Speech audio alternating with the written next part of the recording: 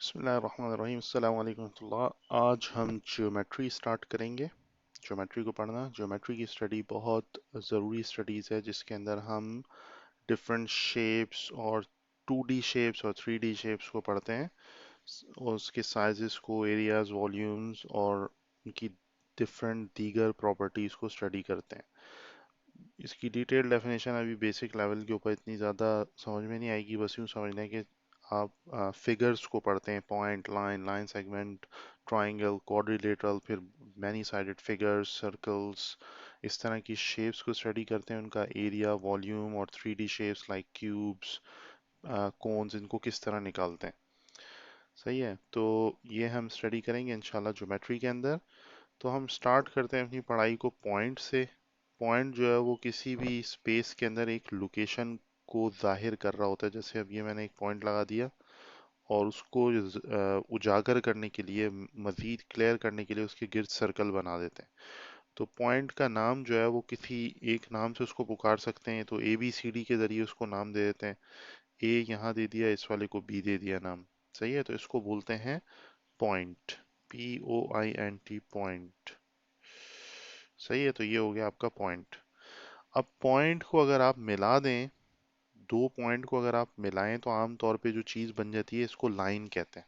हम लोग कहते हैं ना भाई लाइन खींच दी आपने दो पॉइंट्स के दरमियान, तो ये बन गई आपकी लाइन। लेकिन लाइन की एक खास बात ये होती है कि लाइन जो होती है वो, जैसे एक पॉइंट है ए और एक पॉइंट है बी, तो लाइन एक ऐसी चीज होती है जो कहीं भी खत्म नहीं हो रही होती। वो इससे भी गुजर के इस राइट हैंड साइड पे भी दूर तक जा रही होती है, लेफ्ट हैंड साइड पे भी दूर तक जा रही होती है। सही है, यानी इसका कोई एंड पॉइंट नहीं होता। ये वर्ड्स जो हैं ये काइंडली याद रखें, एंड पॉइंट। एंड पॉइंट का मतलब आखिरी सिरा या कोना। एंड पॉइंट नहीं होता जहाँ खत्म हो रही हो, एंड कहते हैं खत्म को। तो एंड पॉइंट इसका कोई नहीं होता। तो इसको लाइन कहते हैं। इसकी इसको रिप्रेजेंट करने के लिए, इसका नाम कहीं आप ले रहे हैं तो उसको बताने के लिए AB लिखते हैं, लाइन, और उसके ऊपर एक एरो लगा के, सॉरी एक लाइन लगा के एक जानिब और दूसरी जानिब एरो लगा देते हैं। ये रिप्रेजेंटेशन है, या ये इस तरह जाहिर करते हैं हम एक लाइन को। इस अगर कोई AB दो पॉइंट का ना एक साथ लिखा है AB और उसके ऊपर ये निशान लगा हुआ है, यानी एक लाइन, उसके दोनों तरफ एरोस, तो इसका मतलब ये लाइन को रिप्रेजेंट कर रहे हैं हम लोग। सही है। अच्छा, अब अगर हम लाइन से आगे जाएं, तो अगर हम सिर्फ इसको महदूद कर दें कि ये जो है यहाँ तक, यहाँ से यहाँ तक की बात करें, यानी कि हम ये जो ग्रीन से मैं बना रहा हूँ इस टुकड़े की बात करें, तो इस टुकड़े के अंदर रेड से जो बना हुआ है यहाँ से यहाँ तक, सिर्फ अगर मैं AB की बात करूँ तो ये बन जाएगा line segment. LINE, line segment. Segment कहते हैं उसका टुकड़ा, SEGMENT, सेगमेंट। लाइन सेगमेंट को रिप्रेजेंट किस तरह किया जाता है, अगर आपने इसको रिप्रेजेंट करना है तो AB लिख के उसके ऊपर एक छोटा सा टुकड़ा लगा देते हैं लाइन का। अब गौर करें, यहाँ पे मैंने एरो नहीं लगाए, एरो मैंने नहीं लगाया। एरो लगाऊंगा तो ये लाइन बन जाएगी। दोनों तरफ अगर मैं एरो लगा दूंगा तो ये लाइन बन जाएगी। अगर मैं लाइन सेगमेंट की बात करना चाह रहा हूँ तो मुझे इसके एरोज को हटाना पड़ेगा। अगर ये सिर्फ ऐसे लिखा है तो इसका मतलब ये हो गया लाइन सेगमेंट। सही है, तो दो चीजें आपको समझ में आ गई, लाइन और लाइन सेगमेंट। सही है। अब अगर हम इससे आगे जाएं और मैं आपको ये बोल दूं कि ये जो ग्रीन के अंदर मैंने मार्क किया है, इसके अंदर मैं ये वाला तो एंड पॉइंट कर दूं कि ये इसका एंड पॉइंट है ए पर, लेकिन यहाँ पे मैं इसका कोई एंड पॉइंट ना रखूं। सही है, यानी कि ये लेफ्ट लेफ्ट पे तो इस जगह तो ये महदूद हो गई है ए पर, और बी के ऊपर ये महदूद ना हो, बस ये जाती ही चली जाए राइट पर। तो इसको हम कहते हैं, सॉरी, इसको हम कहते हैं रे। इसको हम क्या कहते हैं, रे। सही है, और रे की रिप्रेजेंटेशन कैसे होती है, जैसे AB आपने लिखा, इसके ऊपर आप एक निशान लगाएंगे और एक तरफ एरो लगा देंगे, तो इसका मतलब ये हमने रे की बात की। सही है, तो ये आपने तीन चीजें सीख ली, लाइन, लाइन सेगमेंट और रे।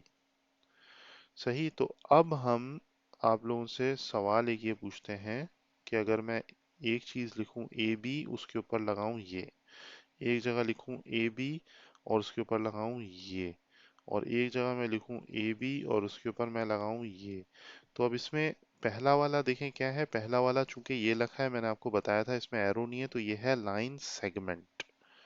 सही है। और दूसरे वाले को नीचे देखें, उसके अंदर दोनों तरफ MENT, दोनों तरफ इसके एरो लगा, इधर भी एरो इधर भी एरो, तो ये हो गया लाइन, LINE, लाइन। सही है। और ये आखिरी वाला जो अभी आपको पढ़ाया ये है रे। तो लाइन, लाइन सेगमेंट और रे तो आपने कर लिया। सही। इसके बाद अब हम करेंगे इंशाल्लाह एंगल। सो एंगल जो है उसको करने के लिए पहले हम एक डिवाइस को मुतारफ करा देते हैं। ये देखें, ये डिवाइस है, ये इंस्ट्रूमेंट है ज्योमेट्रिक, इसको कहते हैं protractor. PRO, TRAC, track, TOR, protractor, और इसको सिंपल डी भी कहते हैं क्योंकि ये डी की शेप का है। सही है। तो डी जो है ये किस लिए यूज होता है? एंगल्स को मेजर करने के लिए यूज होता है। एंगल्स जो हैं, एंगल्स जो हैं वो कितने टाइप के होते हैं आपके पास? एंगल को नापने के लिए, जैसे तराजू में दुकान पे जाते हैं ना, बोलते हैं भाई हमें 1 लीटर दूध दे दो, तो यूनिट उसका क्या है? पानी है, लिक्विड की चीज होती है, लीटर में नापते हैं। पेट्रोल लेते हैं लीटर में लेते हैं। सही है। तेल लेते हैं लीटर में लेते हैं।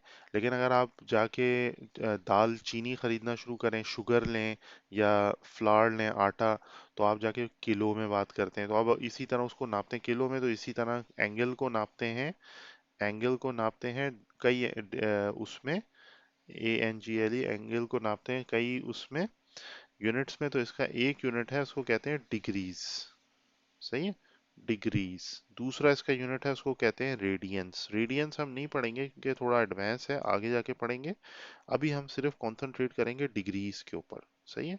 तो डिग्रीज वाले एंगल्स हमने अभी पढ़ने हैं। तो डिग्रीज की, अब ये जो आपको डी नजर आ रहा है यहाँ पर, ये जो डी नजर आ रहा है इसके अंदर देखें गिनती लिखी हुई है 0 से लेकर 180 तक। यहाँ 180 है, यहाँ 0 है, और ये यूं करके इस डायरेक्शन में जा रहा है। सही है। तो 0 से 180 तक जो हमारा ये जा रहा है, ये सारे डिग्रीज हैं, 0 से लेकर 180 तक डिग्रीज इस डायरेक्शन में। सही है। तो अब अगर हम इसको गौर से देखें करीब से, तो इसके अंदर निशानात है। अच्छा, एक और कुछ और भी डीज मैंने डाले हैं यहाँ पर डिफरेंट शेप्स के, जब आप लेने जाएंगे तो आपको दुकान पे मिल जाएंगे। तो उसको यहाँ दिखा देता हूँ मैं आपको। तो इस वाले को मैं हटा के दूसरा वाला आपको दिखाता हूँ। देखें, ये एक और डी है। इसमें उसमें फ़र्क क्या है? इन दोनों में फ़र्क मुझे बताएं क्या है। सिंपल सा फ़र्क ये है कि इसके अंदर सिर्फ एक तरफ नंबर लिखे हुए हैं, यहाँ से शुरू हो रहे हैं और यहाँ 0 10 20 करके बढ़ते बढ़ते 180 तक जा रहे हैं। इस वाले के अंदर खास बात क्या है कि ये यहाँ पे भी 0 से ऊपर, ये देखें ऊपर एक नंबर लिखे हुए हैं 0 10 20 से लेके पूरा 180 तक, और फिर यहाँ नीचे भी शुरू हो रहे हैं 0 10 20 से लेके 180 तक। तो अगर आप यहाँ से मेजर करें या यहाँ से, तो इसमें ज्यादा सहूलत है इस वाले डी में, दोनों दोनों नंबर लिखे हुए हैं। सही है। दोनों नंबर इसमें नजर आ रहे हैं, इस वाले में सिर्फ एक ही नंबर नजर आ रहे हैं। तो मेरे हिसाब से ये वाला डी जो है ना, ये ज़रा ज़्यादा बेहतर है।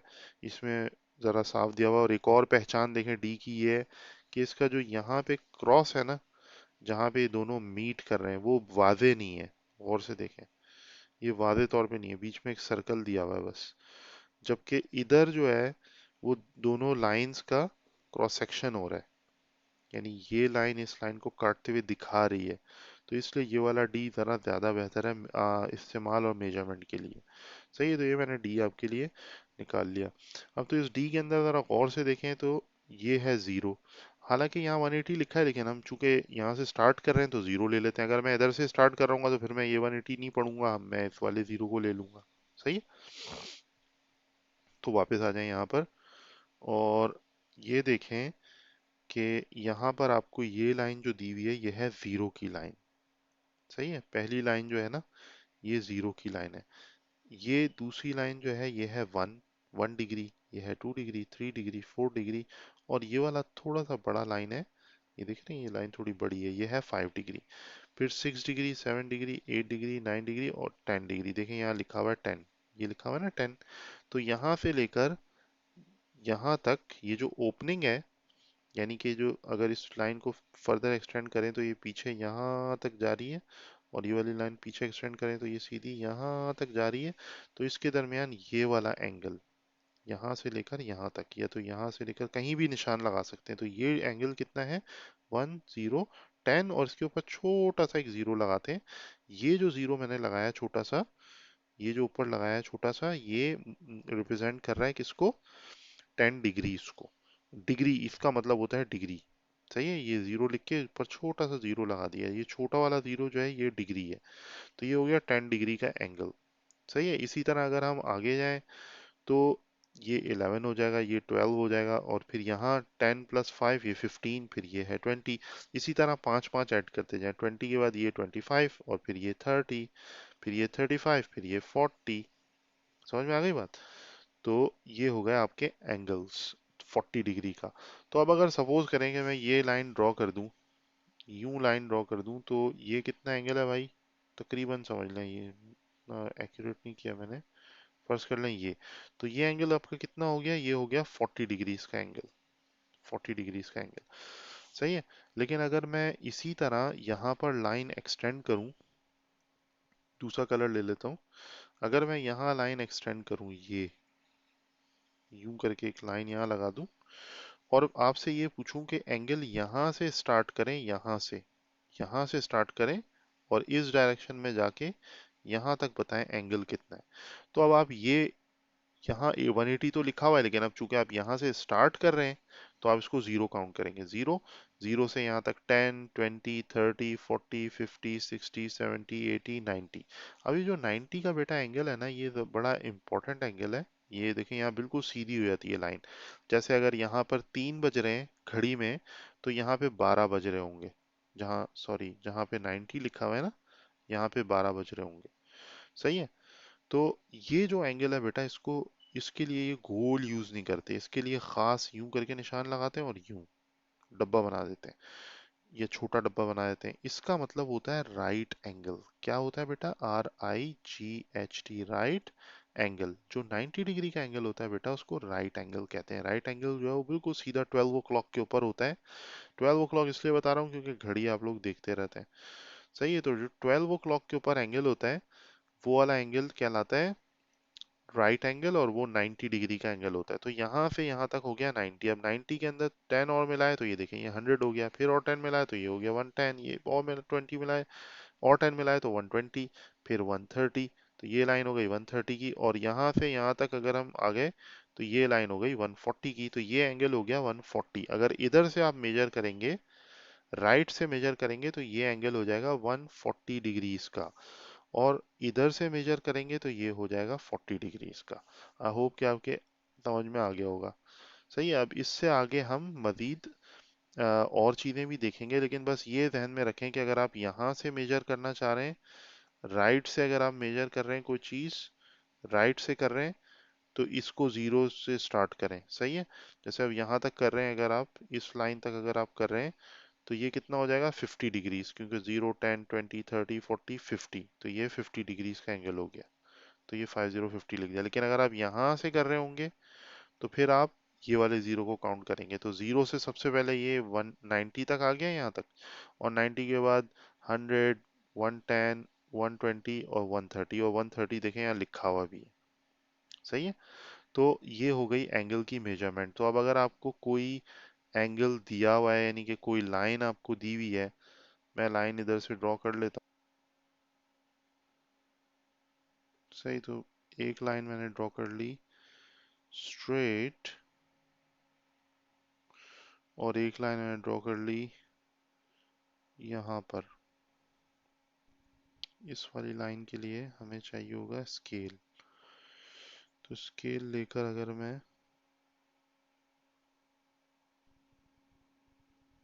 ये लाइन ड्रॉ कर दूं, तो अब आप देखें ये लाइन कहाँ से पास हो रही है? यहाँ तक देखें, नीचे से अगर आप स्टार्ट करें तो जीरो से स्टार्ट करें, 10, 20, 30, 40, 50, 60, 70, और यहाँ तक हो गया आपका 80। सही है। बस आपने इसको इंटरसेक्शन के ऊपर रखना है, और जो इंटरसेक्शन होता है इस पॉइंट को हम लोग कहते हैं, इसका खास नाम होता है, इसको कहा जाता है वर्टेक्स। VER, वर्, TEX, टैक्स। सही है। अल्फाज मैंने बताए, याद रख लीजिएगा। और जो इसका एक हाथ होता है, इसको उर्दू में तो हाथ कहते हैं, लेकिन इंग्लिश में इसको आर्म कहते हैं। ये एक आर्म हो गया और एक ये आर्म हो गया। सही है। अच्छा, दूसरी बात ये है कि इसकी यहाँ पे कोई भी पॉइंट लगा के ना इसको ए का नाम दे देते हैं, इसको ओ या पी का नाम दे देते हैं और इस वाले को नाम दे देते हैं बी का। तो इस एंगल को लिखने का तरीका हो जाएगा ए पी बी। तो इसको लिखने, इसको रिप्रेजेंट करना है, जाहिर करना है, तो लिखेंगे एंगल ए पी बी। सही है, तो ये एंगल की हमने रिप्रेजेंटेशन कर लिया। मजीद जो है वो हम करेंगे इंशाल्लाह नेक्स्ट क्लास के अंदर। यहाँ तक आप रिवाइज कर लीजिएगा, फिर मिलते हैं नेक्स्ट क्लास में, मजीद एंगल्स को आगे पढ़ेंगे। जज़ाकल्लाहु खैरन। अस्सलाम वालेकुम।